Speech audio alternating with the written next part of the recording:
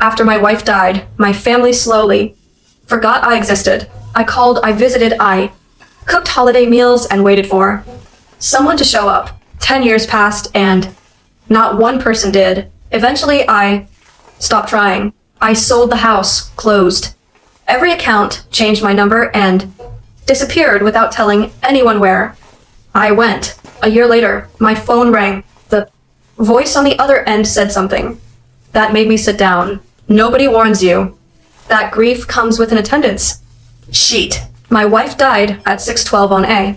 Thursday morning in March in a hospital room with a view of the parking garage. Holding my hand, pancreatic cancer, 5 weeks from the scan to the funeral, which is the cruelest speed there is. Long enough to watch her turn into someone smaller, not long enough to say a fraction of what 34 years builds up. She was 56. I was 57. We had a coffee can in the pantry with the word Italy written on it in masking tape, and inside it was $1,283 in 20s and loose change, because every Friday for 11 years she dropped whatever was left in her wallet into that can and said, "One day, mister, we never went." The can is in a box in my closet right now, and I still haven't counted past what I counted the week she died, because counting it again feels like admitting the number is finished. I want you to know who she was, because everything that happened afterward only makes sense if you understand the size of the whole. She hummed show tunes when she drove and denied it at every red light. She alphabetized the spice rack and then never once used it alphabetically. She left her reading glasses in the junk drawer, the bathroom, the car, the garden, and one memorable time the freezer. And every time I found a pair, I would hold them up and she would say, "I was looking for those," in a tone that made it my fault. She was the entire architecture of my ordinary life. When she died, the house kept standing. The walls, the roof, the furniture, none of it meant anything anymore. It was just lumber arranged in the shape of a marriage. In her 4th week in a hospital, when we both knew, and neither of us was saying it out loud. Yet she made me bring an index card and a pen from the gift shop. She dictated her mother's pot roast recipe to me line by line and corrected me 3 times about the brown sugar. A tablespoon, not a teaspoon, she said. "Do you want to ruin me twice?" Her handwriting was gone by then, so it's my handwriting on the card, but they're her words, right down to the part at the bottom where she made me write low and slow, and don't you dare rush it. Then she took my hand and said, "The thing that ran the next 10 years of my life. Keep Sundays," she said, "even if it's just you and the gravy, but it won't be just you." She was right about a lot of things in 34 years. She was wrong about that. 81 people signed the guest book at her funeral. I counted because I'm a man who counts things. 31 years. Drafting survey plats for the county records office will do that to you. You spend 3 decades measuring property lines to the hundredth of a foot. You stop being able to round things off, even things that would hurt less rounded. The family all came. Of course, they came. There was a casserole schedule and a socially acceptable place to cry. I should give you the cast because this story has won, and I'm not going to use their names. They don't deserve the dignity of names anymore. And besides, you know these people. Everybody knows these people. My older sister, 61 at the time, 40 minutes away, a woman with strong opinions about the correct way to load a dishwasher and a habit of saying, "We'll do better the way other people say." Bless you. My younger sister, 2 hours away, perpetually busy, perpetually just about to call. My daughter, 27, when her mother died, 45 minutes away, married to a man who sells commercial flooring and watches television in sweatpants with the focus of a surgeon. And my son, 24, single, living exactly 12 minutes from my front door. I know it's 12 minutes because one Sunday in the 2nd year, I drove it with a stopwatch running on the passenger seat just to confirm I wasn't. Being unreasonable. 12 minutes, no. Traffic. At the reception, my older sister gripped my arm and said, "If you need anything at all, you call us." I nodded. I believed her. I did not know yet that anything at all has a very narrow definition, and that the definition is nothing. The first Sunday after the funeral, I cooked. I didn't know what else to do with my hands. I took down the index card and I made the pot roast, and I got it wrong. Too dry, carrots mushy, gravy thin. My daughter ate 2 helpings anyway and said it was almost as good as mom's, and I had to leave the kitchen and stand in the garage for a minute because almost was the kindest word anyone had said to me in a month. That first Sunday, the house was full. My sisters bickering about something that happened in 1989. My son and son-in-law arguing about a quarterback. The smell of the roastin'. The curtains, the good plates out, water. Rings on the table I didn't wipe up. Because for one evening, I wanted the house to look lived in again. I stood at the sink and thought, all right, we hold the line at Sundays. We're going to be okay. I have never been more wrong about anything, and I once spent 2 days surveying the wrong parcel. I cooked 52 Sunday dinners that first year. I have the grocery receipts. I kept everything that year the way you do when you're afraid of forgetting, and the receipts tell the story better than I can. 5 pounds of chuck roast in April, 5 lb in June, for pounds by September, 3 by Christmas, because they faded not all at once. Fading never happens all at once. That's what makes it fading instead of leaving. Leaving, you can point to fading.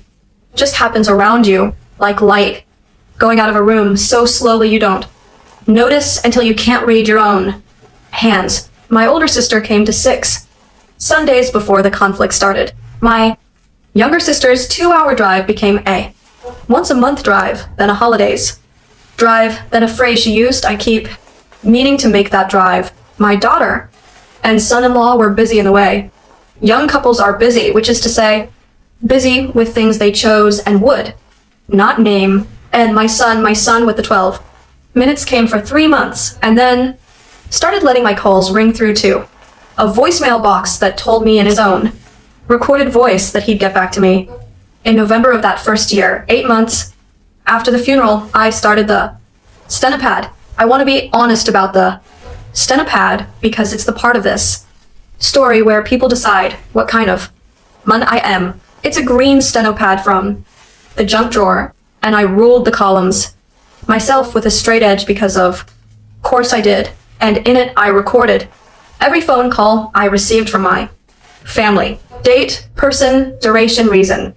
Not the calls I made, the calls I received. People hear that, and they think, what kind of man keeps a ledger on his own family? And the answer is a man who measures things for a living, who is standing in a quiet house, who has begun to suspect that the quiet is not in his head, and who wants to know the truth more than he wants to feel better. Year 1, final tally, 14 incoming calls between 4 adults. My older sister, 5. My younger sister, 3.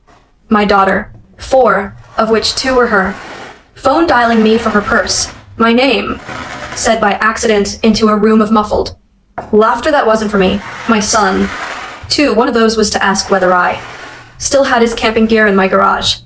14 calls, 365 days. I had the gear. I told him it would be here whenever he came by. It stayed in my garage for 9 more years. My granddaughter was born in June, 3 years after my wife died, on a morning when the peas out front had gone ridiculous. And I remember thinking, well, there it is. There's the reason to stay upright. My wife never met her. That's a sentence I've had to carry around for years, and it has never once gotten lighter. She died 3 years before that little girl took her first breath, and I think that's part of why I loved her the fierce way I did right from the hospital window. She was the only person in the family my grief never touched.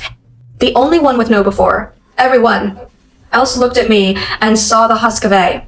Thing. She looked at me and just saw A. Grandpa, I drove to the hospital today. She was born with a yellow knitted blanket on the passenger seat. My wife had made it years earlier for some day, and it had been sitting in the cedar, chest and tissue paper waiting out a decade like it knew something. I handed it to my daughter in the recovery room and told her what it was, and she said, "Oh, that's so sweet, Dad," and laid it on the chair beside her bag. Years later, the Christmas I helped carry boxes in from their garage, I found that blanket wadded around a carton of ornaments, packing material, one corner, gone gray with dust. I didn't say anything. I refolded it, set it on top of the box, and carried the box inside. I'm telling you about the blanket now, because I never told anyone then, and A story is the only place some things ever get to be said. I wasn't invited to her first birthday party. I found out it happened from my older sister, who mentioned it sideways, the way you mention weather. There was a petting zoo. The goat ate a napkin. You should see the pictures. I waited that whole evening for an explanation that never came. And then I did the thing that became the spine of the next 7 years. I bought a birthday card and I drew in it. Drafting is the only art I ever learned, but it turns out 31 years of precision gives you a clean line, and a clean line is most of what a kid wants. In the first card, I drew a duck because she had a rubber one. I'd seen it in a photo. The second year, a tractor. The third year, a sailboat with her name on the hull. And no, I'm not telling you the name. I mailed every card 3 days before her birthday. First class, our address in the corner, and I never once heard whether a single one arrived. My daughter never mentioned them. The girl was too small to write back. I mailed them anyway. You want to know the most embarrassing thing about me? It's hope. It has always been hope. I did get her in person sometimes. Those early years, not often rationed, but sometimes. When she was 3, they dropped her with me for an afternoon because a babysitter fell through, and we fixed the loose porch step together, which is to say, I fixed it, and she ran the quality control department. I'd set the level on the board, and she'd crouch over it with her hands on her knees, dead serious. And when the bubble slid into the center, she'd say, B, approved. Next board, we did the whole step that way. B, it is one of the 4 or 5 best afternoons of my entire life, and it cost her parents nothing, and they never offered me another one. The visits thinned the way the Sundays had. The year she turned 5, I had 3 visits scheduled and 3 visits canceled. A stomach bug, a makeup soccer game, and the third time, no reason at all. Just we've got so much going on right now, Dad. Delivered through a screen door. That third cancellation was on a Thursday. On Friday, I sat down at my kitchen table with her 5th birthday card, and I drew her a horse. Best drawing of my life. Man in the wind, one hoof up, the whole animal leaning into a turn. I worked on it for 3 hours, shading the muscle along the shoulder with the side of the pencil, and I am not ashamed to tell you that a 65-year-old man cried onto a birthday, a card at his own kitchen table, because the horse was the visit. The horse was everything I had been trying to hand them for 4 years, drawn small enough to fit in an envelope mailed into a silence that never wrote back. There's one more thing from those years I need you to have, because of where the story ends up. That first Christmas after my wife died, I took her recipe card, the pot roast card, my handwriting, her words, down to the print shop, and had 2 copies made on good cardstock. I gave one to my daughter and one to my son. I told them, this is your mother's. It shouldn't die with me. My son left his on the counter, and I mailed it to him later. My daughter looked at hers for a long moment, and for 1 second something moved behind her face, and then she said, thanks, Dad, and put it in her purse. And we never spoke of it again. Remember The card. It matters later. Everything. In this story turns out to matter later. That's the trouble with paying attention. In year 5, I did what the people in the grief pamphlets tell you to do. I used my words. I drove the 40 minutes to my older sister's house on a Saturday, sat at her kitchen table, and told her the truth with the bark off. I said, I'm not okay. I'm lonely in a way that has started to feel like a medical condition. I cook every Sunday for people who don't come. I call and nobody calls back. I'm not asking for much. I'm asking to be remembered while I'm still alive to notice. My sister put her hand over mine and her eyes went warm and wet. And she said, oh, honey, we love you. We're all just so busy. We'll do better. We'll do better.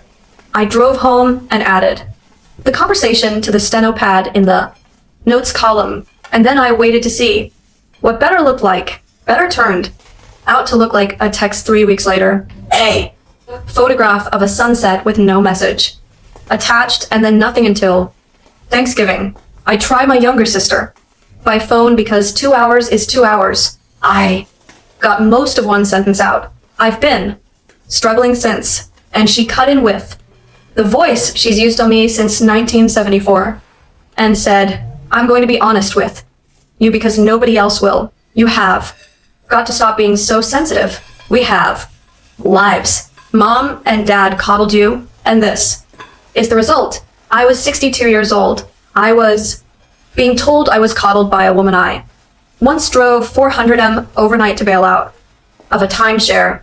I said, okay. I said, you're probably right. I hung up and stood in the kitchen with my hand still on the phone, and somewhere in me, quietly, professionally, the way a surveyor closes a file, something began to measure the property line between me and these people and found the markers weren't where everyone claimed they were. I had a counselor in those years. Thursdays, twice a month, a folding chair in a community center room that smelled like instant coffee and crayons. She was younger than my daughter and smarter than my whole family. And one Thursday, she asked me the question I'd been driving around for years. What would happen, she said, if you stopped cooking on Sundays? I can't, I said. I promised her, and she let that sit for a second. And then she said, you promised her you'd keep Sundays. You didn't. Promise her you'd keep setting 6 plates. I didn't say anything. I was angry at her for most of a week, which is how I've always been able to tell when somebody hands me the truth. Then came year 6 and the loan, and I need to walk you through the loan because the loan is where I stopped being able to lie to myself, and a man who can't lie to himself anymore is a dangerous thing to take for granted. My son called me. The phone rang and his name was on it, and my heart did the pathetic dog-like thing it still did back then. He was in trouble. A food trailer venture with a friend. Equipment leases signed. Personally, the friend gone to Arizona. The leasing company sending letters with red ink on them. He needed $24,000 and he needed it inside of 2 weeks, and he sat at my kitchen table for the first time in over a year. And he said, Dad, I know I haven't been great about keeping in touch. I gave him the money, all of it, $15,000 by wire that Friday, and $9,000 more the following Tuesday. And I do it again, and I want to be clear about why. Not because I'm a soft touch, because he is my son, and his mother would have mortgaged her own hands for him, and because some last, unkillable part of me thought, maybe, this is the door, maybe gratitude succeeds where pot roast failed, and for a while, you know what it did? 2 years of it. He paid me back $1,000 a month. First of the month, 24 months, never. Missed once. And during those 24 months, I had a son again. Dinner once a month. A call on my birthday, both birthdays, both years. He came by and finally took the camping gear, then brought it back, then borrowed it again. I let myself believe we'd found our way to something. The last payment cleared on a Friday in October, $1,000 even. And in the memo. Line, the same single word, he typed 24 times in a row. Loan, not thanks, not. Love you, not one more month, and we're square, old man. Dinner's on me. Loan. 24 bank statements that read like a man. Keeping a stranger satisfied. He came by. 11 days after that final payment. Stayed.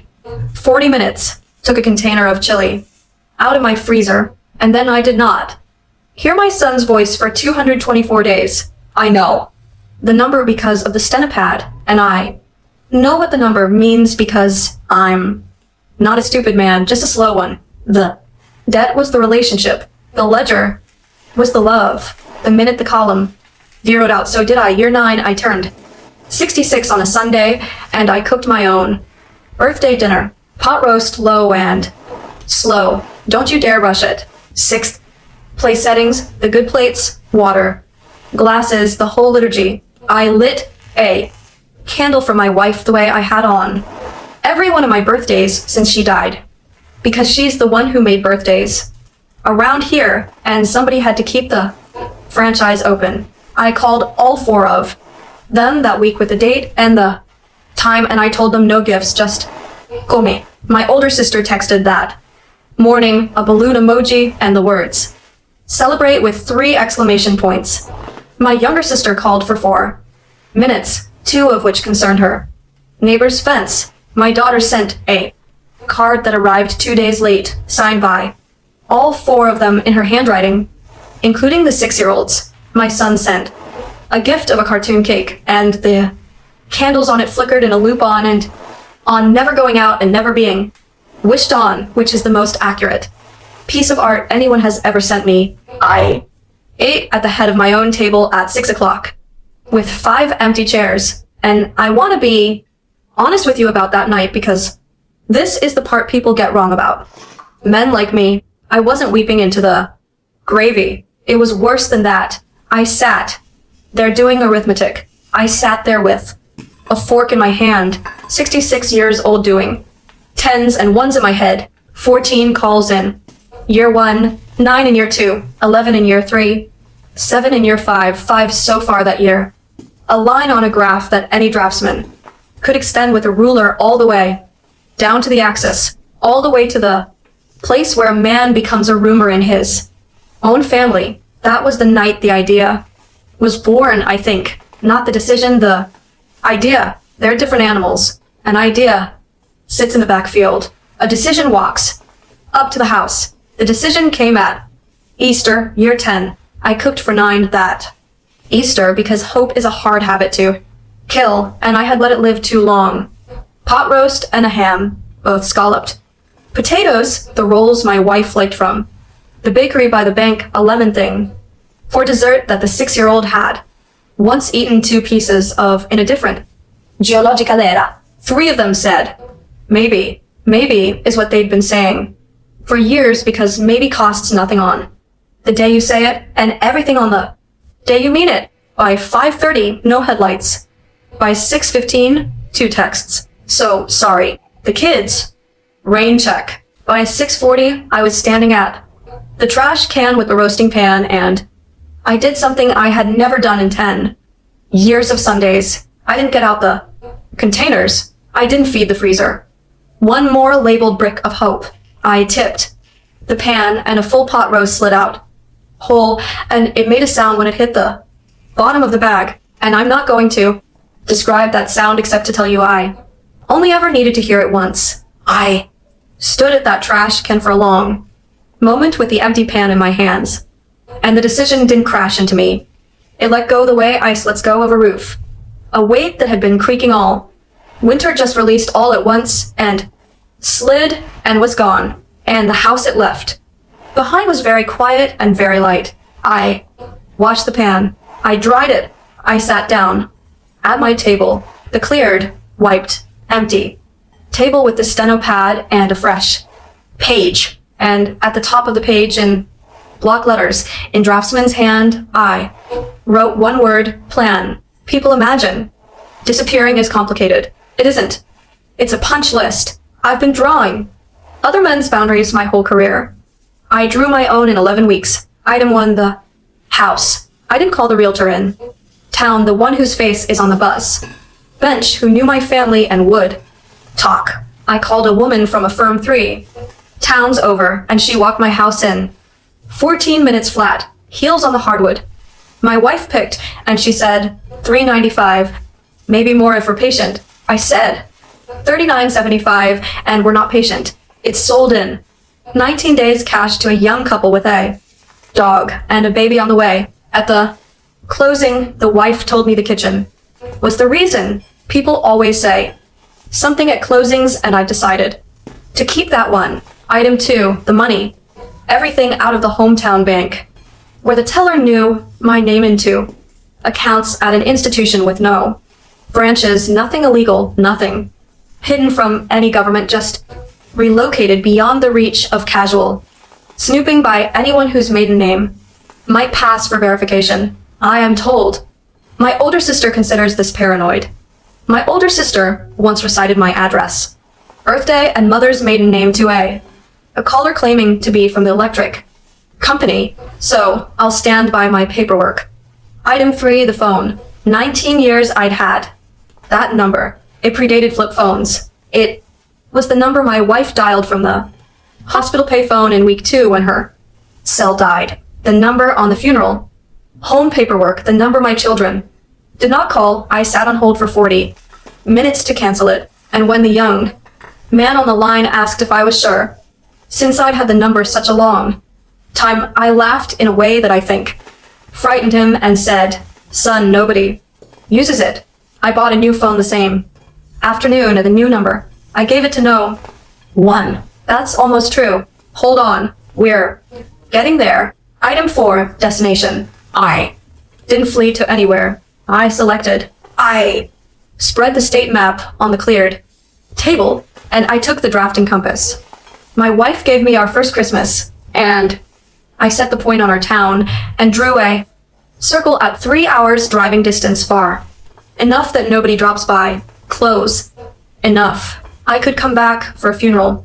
Old habits. Then I went around the circle with a pencil and shortlisted anything on water, because my wife always said she thought better looking at water, and I had 10 years of thinking to do about nothing at all. I found it on the second weekend of looking. A town on a lake, 1 hardware store, 1 bookstore, 1 diner with a pie case, a trail that runs the whole shoreline, a 2-bedroom rental house 2 blocks up from the water, propane heat, a kitchen, window facing the lake. I signed a year's lease under my own legal name, because I want this understood. I did not hide. Hiding is for people who owe something. I just stopped forwarding myself to people who'd marked me return to sender for a decade. There's no forwarding order on my mail. There's no note on the counter. A note implies someone is owed an explanation, and I had spent 10 years explaining myself to voicemail. Item 5, packing. You want to know what 34 years in a whole house boil down to when nobody's watching and nothing has to be kept for show? 1. Truck bed, her photographs, her reading glasses, all 4 pairs, junk drawer, bathroom, car, garden, the coffee can that says Italy, contents uncounted, my drafting tools, my books, the cast iron skillet with the recipe card in its plastic sleeve tucked inside it, wrapped in the good dish towel, the furniture stayed. The freezer I emptied into the bins the night before trash day. 40-some containers, masking tape labels in my handwriting. A decade of Sundays nobody came to. Gone down the drive in a county truck at 7 a.m. while I drank my coffee on the porch and felt nothing but the cup. And then item 6, the last item on the page, the one I wrote, smaller than the others. My granddaughter was turning 7 that June. 3 days before I left, I sat at the kitchen table one final time with a birthday card, a fox on the front of it. And inside I drew her a little lake with a little house on it and smoke from the chimney. And underneath the drawing I wrote 8 words. I counted them. Of course I counted them. If you ever need me, call this number. And then the new number printed clean the way I print elevations. Not where I was going, not. Why, not a word against her mother. Just. A door drawn to scale, mailed first. Class with a flag stamp from the post. Office on the morning I left town.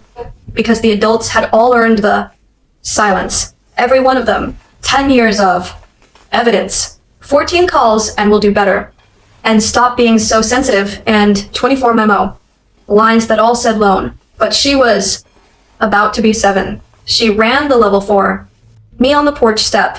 Be approved. She never got a vote in any of this. So I left one door open, one card wide, and then I walked through my house the last time, stood a minute in the kitchen, where my wife told me to keep Sundays.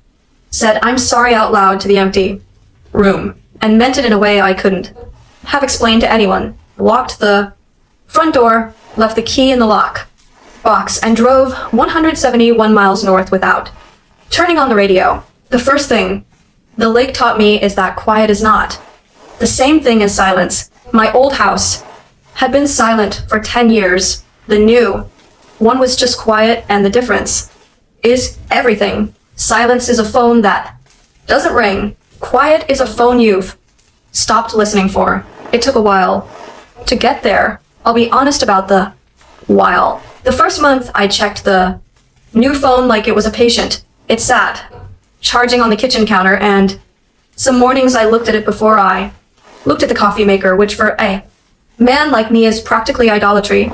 Nothing. It had nothing to give me. One number existed in the world that could reach it, writing in an envelope with a fox on it, and I had no way of knowing whether that envelope ever made it past my daughter's mailbox. By month 4, I had stopped checking. By month, I had built my piece the way you build anything that lasts, one plain board at a time, and the piece said, the card is gone. She intercepted it, or it's in a landfill, or it's in a drawer. Either way, the door I drew got painted over. And that is the risk you accept when you leave a door in someone else's house. So I lived, and I want to put the living on the record because this is the part everyone skips when they tell stories like mine. And it's the part that matters. I walked the lake trail every morning at 6:30, 6.1 miles, the whole shoreline in fog and rain, in the kind of January cold that makes your face feel like a borrowed thing, escorted the entire way by geese with the manners of toll collectors. I learned the trail the way I used to learn a parcel. Every culvert, every washout, the bench at mile 4 with somebody's initials and the date, 1977. Tuesdays, the bookstore. The man who owns it is my age, wears the same gray cardigan in 3 colors, and holds opinions about Western novels the way other men hold grudges. We argued about them for an hour every Tuesday across his counter, and he was wrong about most of it, and it became, without either of us saying so, the best hour of my week. He never asked what I was doing in town. Towns like that one are full of people nobody asks, and Sundays I kept Sundays. I want that understood because I made a promise to a woman in a hospital bed, and I have kept it every week for 11 years, including every week since I left.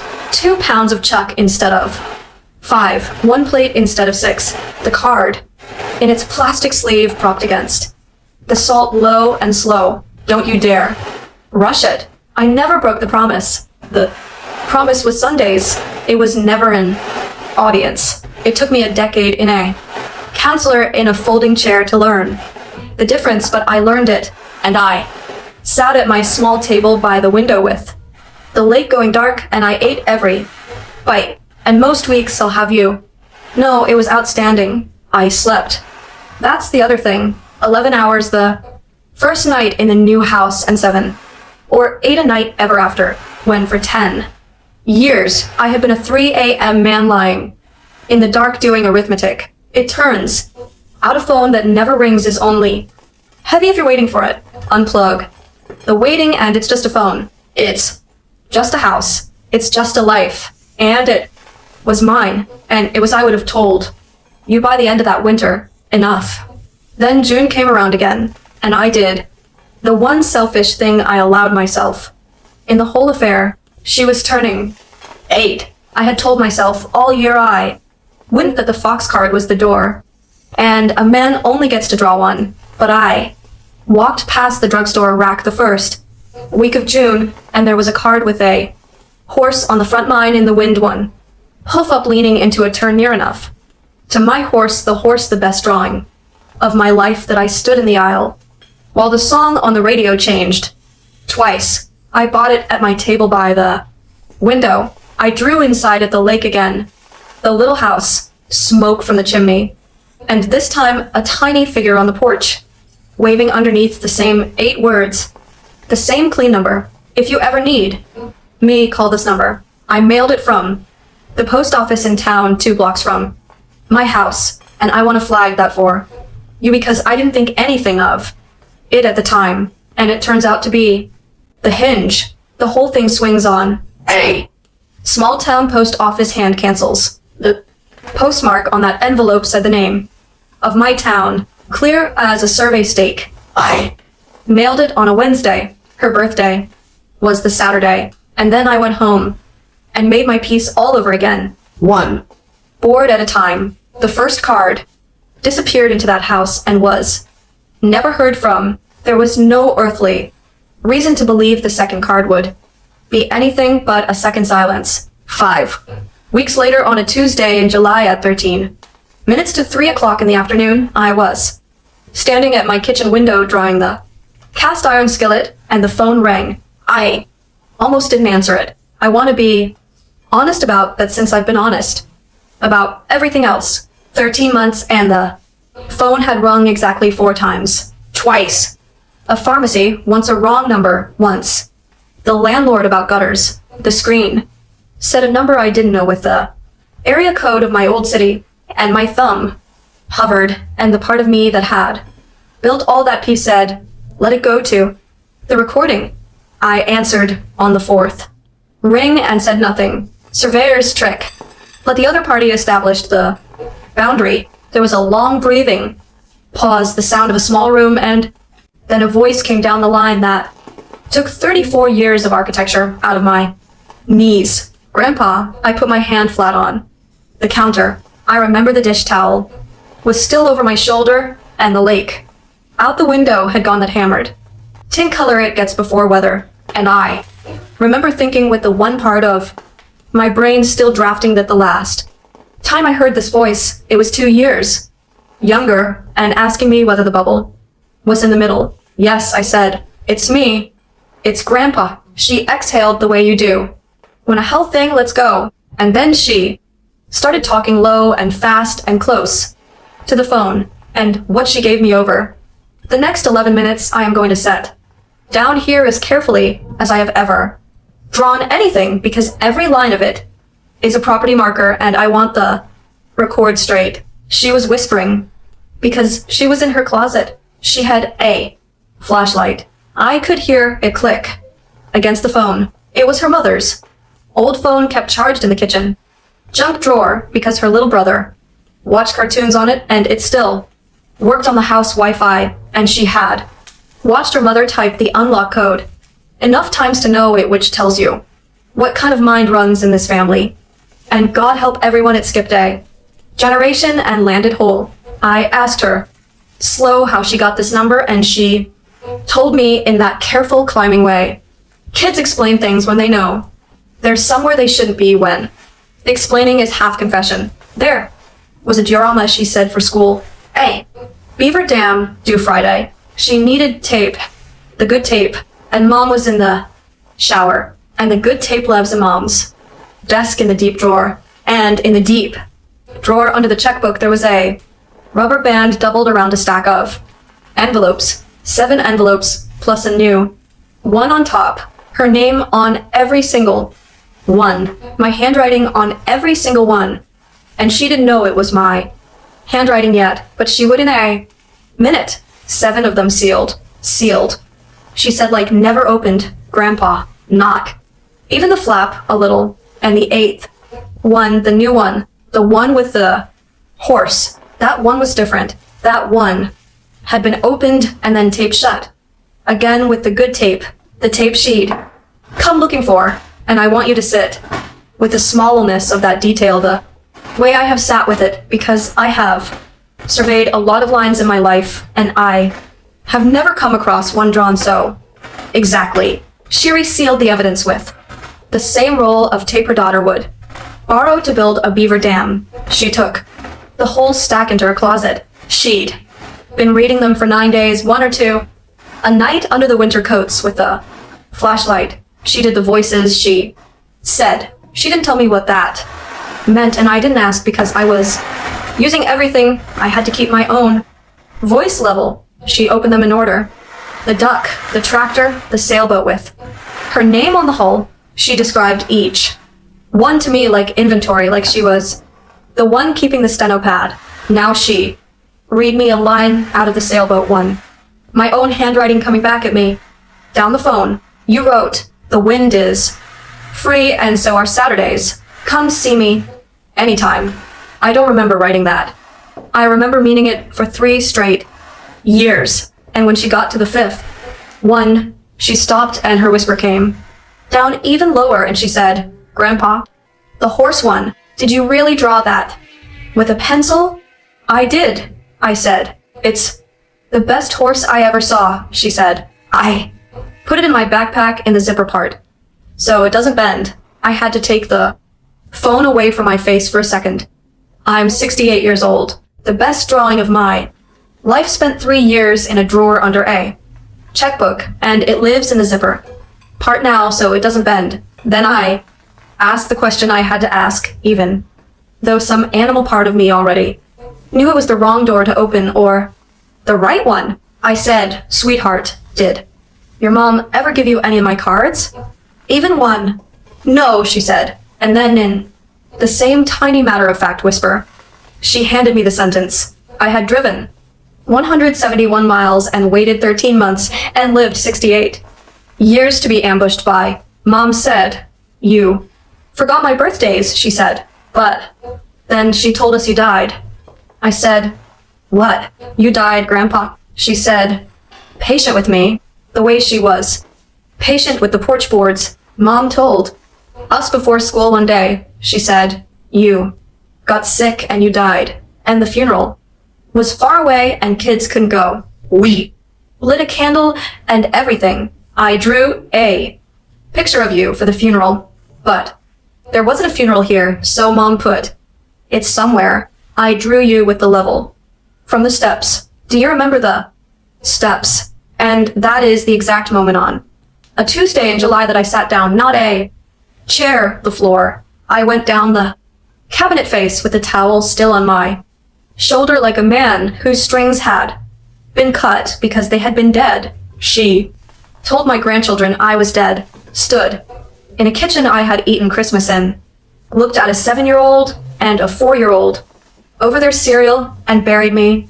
lit a candle, took delivery of a child's drawing for the funeral of a living man and put it somewhere. And sitting on that floor, the draftsman in me did the math she must have done. Moved away has a sequel. Moved away invites. Can we visit? Can we call? Why doesn't he? Dead.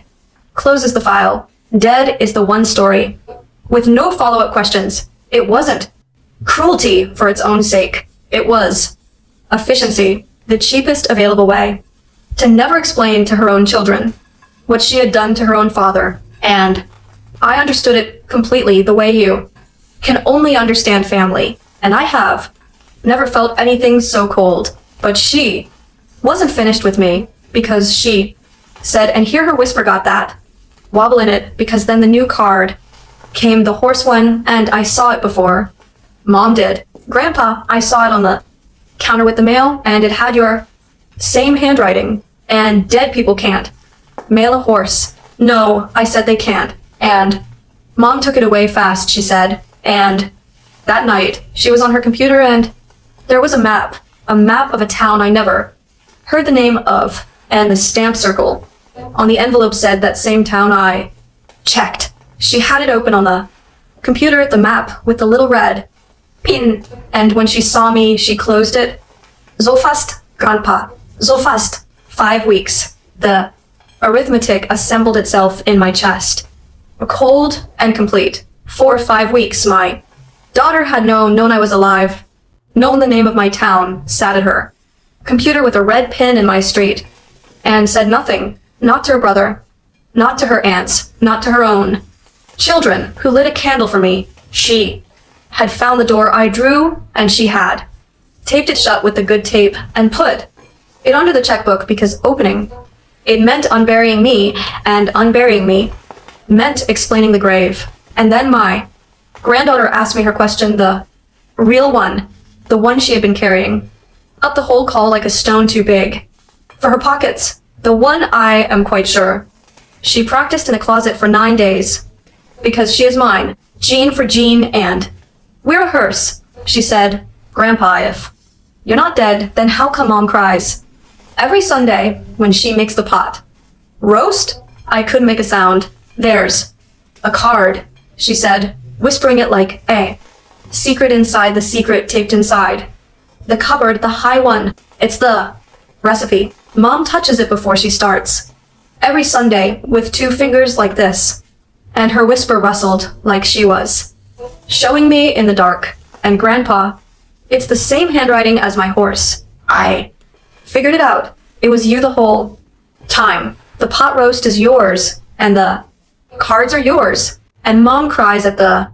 stove with the fan on so we can't hear, but I hear, and then we eat it. And it's so good, Grandpa. And she watches us eat it, and her eyes are all wrong. And I have to know, since you're alive, why does she cry if you're alive? Did the pot roasty? Is that a thing that can? A door opened on her end, a bigger door farther off with a voice behind it, muffled, rising at the end, the way a mother's voice rises when a house has been quiet too long. Her whisper dropped to almost nothing. I have to go, she said, and I said fast, listen to me. You are not in trouble. You did nothing wrong. Tell her the line went dead. I sat on my kitchen floor for a while. I couldn't tell you how long. The lake went from hammered tin to slate, and somewhere 200 m south, a little girl was putting a flashlight back where flashlights go and walking out of a closet with her face arranged. Then I stood up and I did the only thing left on the punch list. I called the number back. It rang once, twice, 3 times, and I had already started deciding what ringing out would mean when it picked up. Nobody said anything, but I knew. You don't spend 34 years married and 10 years a ghost at your own table without learning the sound of your own family breathing. It wasn't the girl, the room. Tone was wrong. Bigger, a kitchen, a faucet shutting off, a television on. Somewhere, and underneath it that particular held breath I had stood in doorways listening to for a decade. The breath of someone deciding whether to let me in. My daughter had the old phone in her hand. She had seen the call log. She knew what number this was, and she said nothing, and I said nothing. And the 2 of us stood in our 2 kitchens, 200 m apart, on the line her own daughter had opened, listening to each other exist. Far off on her end, small and getting closer, a child's voice asked, who's on the phone? I heard her hand cover the receiver. A muffled word. Another than the hand came away, and the kitchen came back, and the breathing. And my daughter said in a voice I had not heard in 13 months, a voice with 10 years and a candle and a taped envelope, and 1,000 Sunday onions in it. 1 word. Dad. The lake had gone fully gray. The geese were coming up off the water in that long unraveling line they do at dusk. I looked at all of it through my kitchen window, and I did not say a word. I took the phone away from my ear, and I set it on the counter face up. The call still running, the little timer still counting, her voice climbing up out of it, tiny and tiny, into my quiet house. Dad, are you there? Dad, please. And I picked the skillet back up off the counter, and I picked the towel up off my shoulder, and I went back to drying